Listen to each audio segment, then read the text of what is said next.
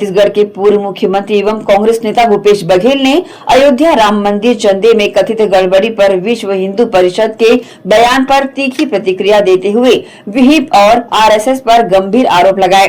भूपेश बघेल ने कहा कि जब वे मुश्किल में फंसते हैं तो विहिप हो या आरएसएस वे ऐसे ही बयान देते हैं। जब महात्मा गांधी की हत्या के आरोप में नाथूराम गोडसे को गिरफ्तार किया गया था तो आरएसएस ने उससे पल्ला झाड़ लिया था, जबकि वह जीवन भर आरएसएस से जुड़ा रहा था।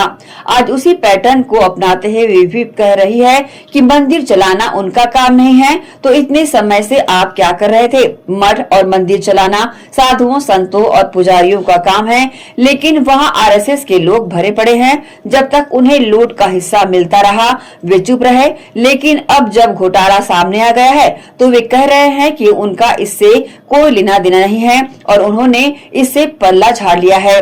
बस यही उनके काम करने का तरीका है।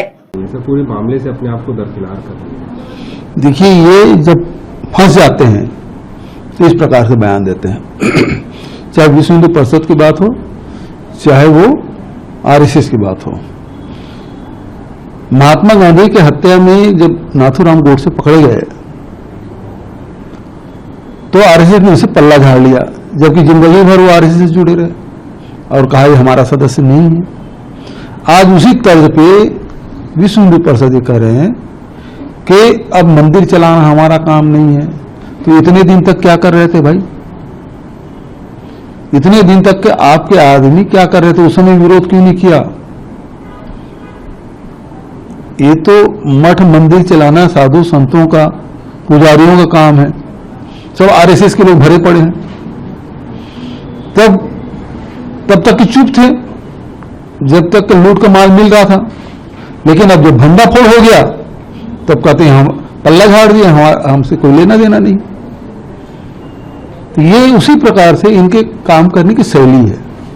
अब वो उसका मति मारी गई है। मंदिर का दरवाजा किसने खुलवाया? राजीव जी ने।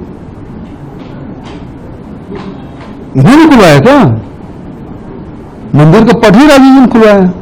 और राजीव जी ने बोला कि क्या बोले राजीव जी कि जो सुप्रीम कोर्ट का फैसला होगा हम उससे 1 इंच न आगे बढ़ेंगे न पीछे हटेंगे।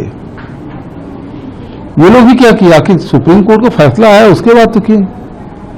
और ये सारी नियुक्ति है पीएमओ सुबह है। नहीं तो जिस मठ का था उसको दे देना था, जिस पंथ का था उसको दे देना था। उसमें किसी शंकराचार्य को बुलाया नहीं गया जब प्राण प्रतिष्ठा हुआ। जब भूमि पूजन हुआ तब भी नहीं बुलाया गया। उसमें तो बैठे थे भागवत, ये बैठे थे ना।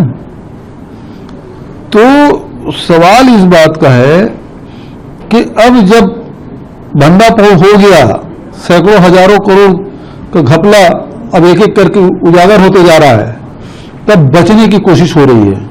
और आदित्यनाथ जी आपको तो बताना चाहिए कि एफआईआर के बिना एसआईटी कैसे गठन कर लिया आपने। और ये भी जानकारी आ रही है कि चंपत राय के कहने से वहां की स्थानीय पुलिस आके पहले ही जब्ती कर लिया 80 लाख रुपए जो पकड़ा गया वो कब पकड़ा गया? आपके एसआईटी गठन करने के बाद, आपके एफआईआर